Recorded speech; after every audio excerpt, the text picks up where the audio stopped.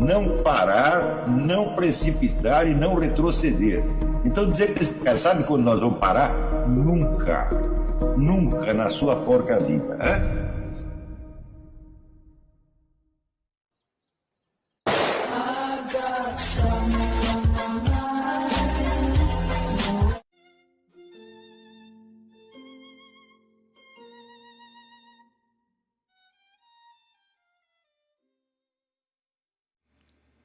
E aí pessoal, tranquilo?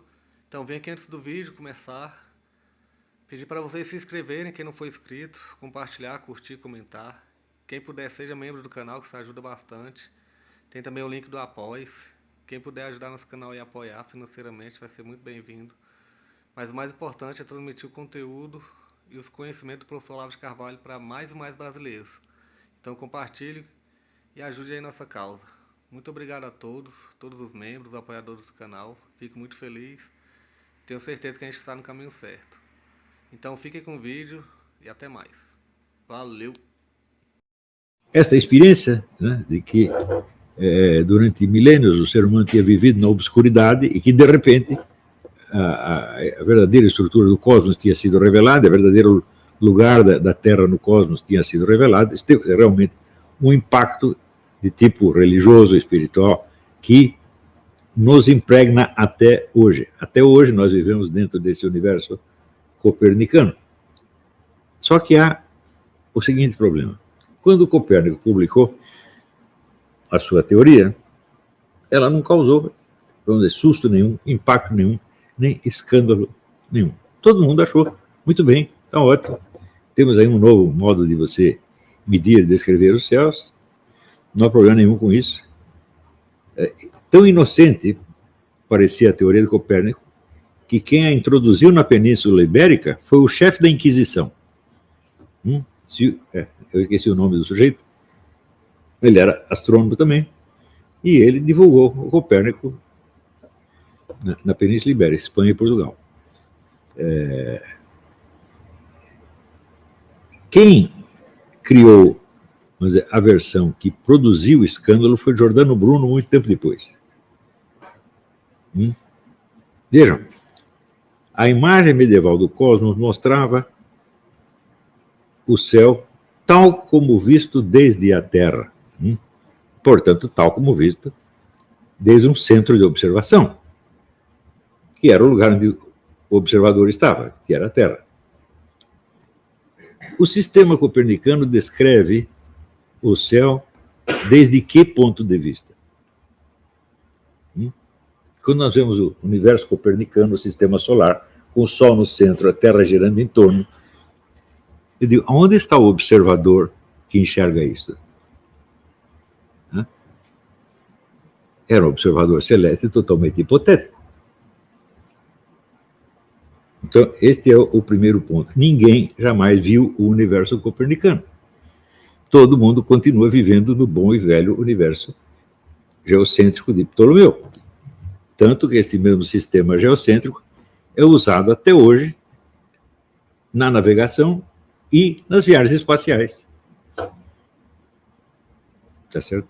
Então, o Sol pode ser o centro do sistema solar, mas nós não estamos no Sol e não nos deslocamos no Sol. Então, como é que essas duas imagens, desenhadas desde pontos de vista tão diferentes, como é que uma poderia contradizer a outra? Simplesmente não pode. Uma não tem absolutamente nada a ver com a outra. O segundo ponto. A imagem medieval, ou hoje em dia os mapas astrológicos, descrevem o céu tal como aparece. Esse é um céu visual, céu tal como é visto. Tá certo? E a imagem copernicana, mais tarde aperfeiçoada por Kepler, descreve o céu a partir das forças mecânicas que movem os astros. É um ponto de vista completamente diferente. Você, para ver os astros se movendo no céu, você precisa saber o que os está movendo? Não. Então é como se você partiu de uma descrição óptica e passou para uma descrição mecânica. Como é que uma pode desmentir a outra? Não pode, absolutamente. Isso quer dizer que o sistema copernicano e o sistema ptolemaico, como o próprio Copérnico achava, não se desmentem de maneira alguma. Eles são apenas dois pontos de vista pelos quais o céu pode ser descrito. Mesmo porque, se você disser que o Sol está no centro do sistema solar, ele só está no centro do sistema solar se você isolar o sistema solar do restante do cosmos. E as famosas órbitas elípticas de Kepler só são elípticas se você isolar o sistema solar de todo o resto. Se você encaixar o sistema solar no resto, o movimento se torna enormemente complicado, não é elíptico de maneira alguma. Tá certo? Então, se a imagem geocêntrica é ilusória, a outra também é. Se uma é válida, a outra também é. Tá certo? Além disso, até hoje, existem argumentos sérios contra o sistema copernicano. O pessoal não gosta de discutir isso. Por quê? Porque eles acreditam no sistema copernicano. Mas todo mundo acredita no sistema copernicano. Ninguém o está desmentindo. O problema não é esse. O problema é se você acredita no sistema copernicano como arma contra o outro sistema. E isso foi Giordano Bruno que inventou. Giordano Bruno era astrônomo, e Giordano Bruno não entendia nada de astronomia, como de fato não entendia nada de nenhuma das ciências modernas. Giordano Bruno era um filólogo, um especialista na língua, na retórica e na arte da memória. E também um pouco de macumba. Isso era tudo. Existe um livro de um autor chamado Michel Simon, que mostra assim, a coisa mais absurda é você celebrar o Giordano Bruno como um herói da ciência moderna, porque ele simplesmente não teve nada a ver com a ciência moderna. Ele apenas deu este palpite, né, de que um sistema se opunha ao outro, e eu não sei porquê. O pessoal acreditou e começou a enxergar as coisas realmente assim. E até hoje você vê um historiador de gabarito como Roger Tarnas acreditar piamente nisto. Ele diz, o sistema copernicano criou essa revolução. Ele não criou essa revolução. Quem o criou foi Giordano Bruno, um tempo depois, através de um jogo retórico. Estão entendendo? Então, isso aqui, por assim dizer, é a lata de lixo da história moderna. No começo, nessa fase da história, existem muitos mitos e lendas que se consagraram em função da autoglorificação do novo modelo de ciência e da nova visão do universo. Se você for ver, o que foi a tal da revolução científica? Foi só propaganda. Nada mais. Tudo o que as novas ciências descobriram era perfeitamente compatível com o que eles sabiam antes. Pensando bem, não houve revolução alguma. Só houve revolução na esfera retórica. Ou seja, na visão popular, na visão que se espalhava pelo povo, tá certo? E com o propósito, claro, de desbancar o quê? A autoridade da igreja. Os representantes da igreja, por sua vez, idiotas, não perceberam o que estava acontecendo e aceitaram a discussão nesses termos. Né? Eu não estou falando de São Roberto Bellarmino, que esse era esperto, esse entendeu tudo. E ele, na discussão, se você ler a discussão dele com Galileu, você vê que ele estava certo, porque Galileu colocava o Sol como centro do universo. E São Roberto falou, não, isso é impossível. Né? Ninguém sabe onde está o centro do universo. Não é possível você fixar no centro do universo dessa maneira. Né? Então, fixamos na Terra pelo simples fato que nós estamos nela. Você veja, alguém já viu o sistema heliocêntrico funcionar? Nunca ninguém viu. Isso é impossível. O ser humano não pode ver os planetas girando em torno do Sol. Não tem como ver isso. Você vai vê-los girando em torno da Terra. Este é, vamos dizer, é um movimento aparente, porém real. Agora, a mecânica do negócio, quer dizer, o que impele o movimento dos astros? E se você aplica isso à lei da gravitação de Newton, tá certo? Então você tem um outro modelo baseado não no céu visível, mas no céu mecânico. Está entendendo? Ora, o que o céu mecânico pode desmentir o céu visível? Se as forças físicas fazem os planetas girarem em torno do Sol, isso impede que, vistos desde a Terra, eles continuem girando em torno da Terra? De maneira alguma. Né? Então, a confusão, vamos dizer, do panorama visível com o esquema mecânico, para mim, foi um dos grandes desastres intelectuais da história humana, do qual nós não nos refizemos até hoje. Tá certo? Continuamos todos dentro desta ilusão e não podemos contar a história do período, desse período, é proibido contar a história do período sem a homenagem inicial à grande revolução científica, etc., etc., que consagrou, vamos dizer, a classe científica como detentora da verdade e como árbitro, no fim das contas, de todas as questões. Porque a partir da hora que você não tem um modelo que conecta a alma humana com o cosmos, bom, então a alma humana está isolada. Tá certo? Ela está solta num universo constituído apenas de forças físicas que não significam nada e não dizem nada, não têm uma linguagem, são apenas coisas, tá certo? E tudo o que na nossa vida parece indicar sentido, linguagem, significação, objetivo, meta, valor, etc., foi tudo inventado por nós. Ou seja, nós podemos todos estar loucos. E como dizia Kant, veja se consola alguém, como todos os seres humanos têm exatamente a mesma estrutura de percepção, se nós estamos enganados todos juntos, e, portanto, o nosso engano tem validade cognitiva. Não é bonito isso? Não dá vontade de bater no sujeito desse. Então,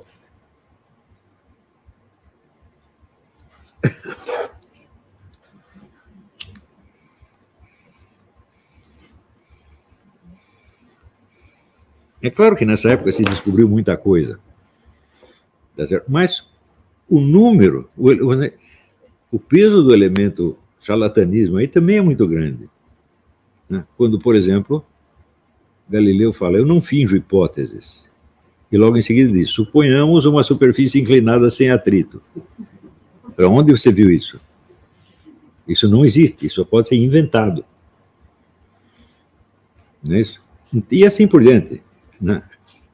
Também Newton começa, né, o livro Princípio Matemático da Filosofia Natural, inventando o espaço absoluto, que é o espaço sem nada dentro, e o tempo absoluto, que é o tempo sem acontecimentos. Eu digo, onde que você viu isso? Isso é evidentemente inventado, são noções metafísicas propostas ali como axiomas para fins de raciocínio, não que Newton acreditasse nisso, ou que Galileu acreditasse realmente na superfície inclinada sem atrito, não era idiota, tá certo? Mas estavam fazendo construções matemáticas, tá certo? Essas construções matemáticas podiam coincidir com a realidade observada sob certos aspectos e não coincidir em outros, como acontece com qualquer coisa, qualquer cálculo que você faça. Né? Então,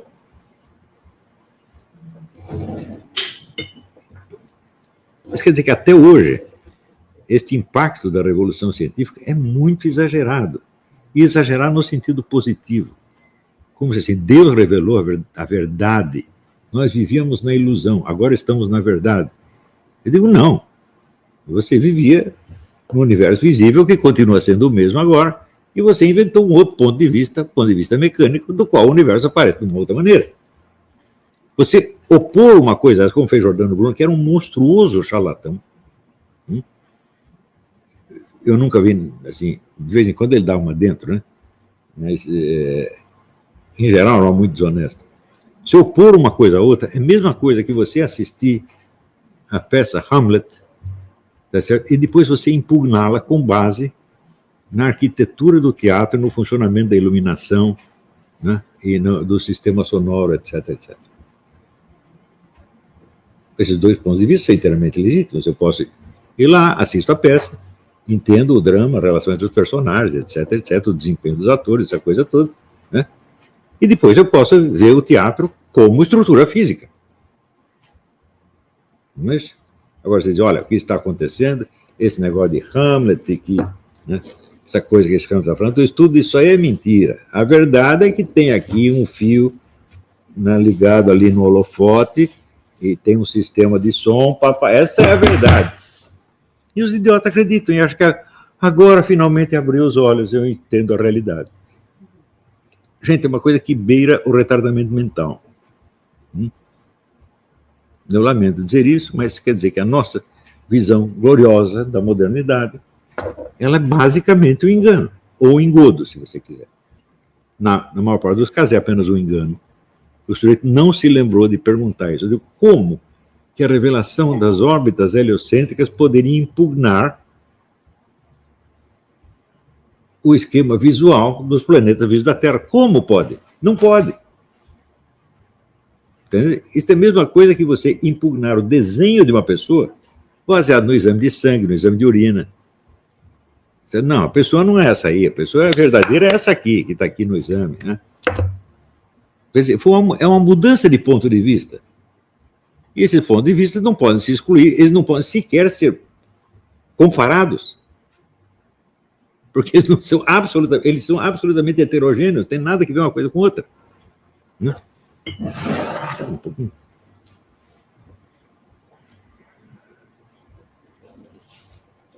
Então, esse foi, vamos dizer, o início do drama moderno. Agora, essa troca de ponto de vista criou, então, a destruição do único esquema simbólico que permite a descrição da vida humana, tanto individual quanto coletiva. E, não por coincidência, você vê que até essa época, o interesse por astrologia era bastante restrito. Os reis, os papas, de vez em quando consultavam astrólogos, sobretudo para ver coisa de colheita, de clima, etc, etc. Ou então, às vezes, o destino das nações, uma coisa desse tipo. A partir da Renascença, isso é, desta revolução científica, a astrologia vira uma mania europeia. Não é uma coisa estranha? Justamente na hora que aquele modelo, você disse que foi impugnado, você começa a se basear nele para você analisar tudo. Quer dizer, a astrologia se torna uma moda depois da Revolução Científica e não antes. Né? E esta moda alcança o seu ápice na época do materialismo científico, que é o século XIX. Se você pegar onde se cria o movimento astrológico moderno, a astrologia, tal como hoje se entende como uma profissão voltada para as massas, com uma imensa clientela, não é isso? Mobilizando bilhões de dólares por ano, se cria no século XIX, que é o século do materialismo científico. Nós olhamos tudo isso e dizemos, isso eram superstições medievais. Durante a maior parte da Idade Média, simplesmente não houve astrologia nenhuma. Se você pegar desde a queda do Império Romano até o século XI e XII, não aparece astrologia nenhuma. Depois aparece um pouquinho, quando vem os manuscritos árabes, né? E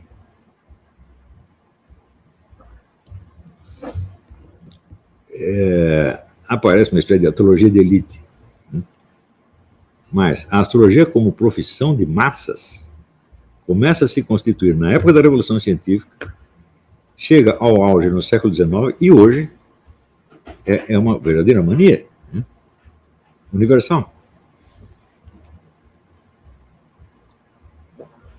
Isso quer dizer que se o modelo pelo qual você pode descrever, apreender a imagem, por assim dizer, a imagem visível do sentido da vida, lhe escapa, você vai buscar o sentido da vida em alguma coisa que imite isso. O que é o horóscopo? É isso aí.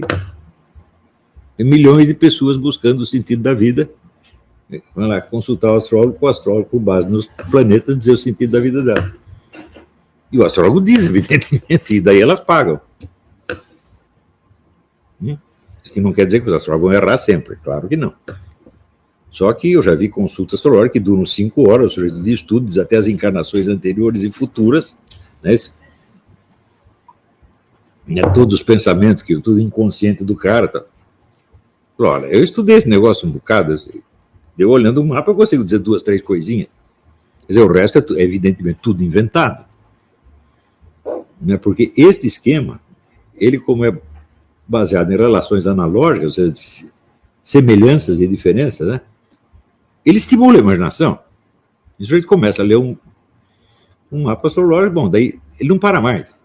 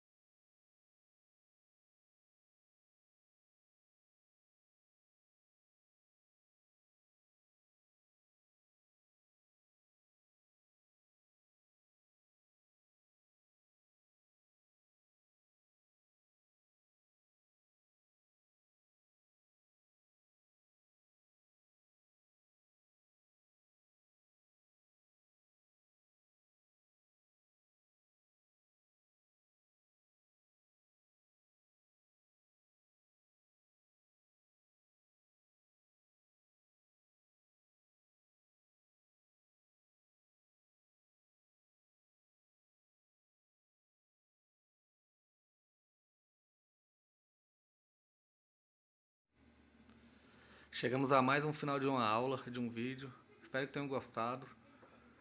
Quem não se inscreveu ainda, se inscreva, compartilhe, comente. Ajude o nosso canal, apoie, seja membro. E ajude o nosso canal a chegar a cada dia a mais brasileiros que precisam muito do conhecimento do professor Olavo de Carvalho. Então é isso aí, fique com Deus, até o próximo. Valeu. Então é isso aí, pessoal. Que é o nosso canal. Que são alguns livros que eu já li. A maioria foi doação, mas alguns eu adquiri, professor Olavo de Carvalho. Alguns livros se perderam aí que eu emprestei. Professor Alexandre Costa. A Bíblia Sagrada.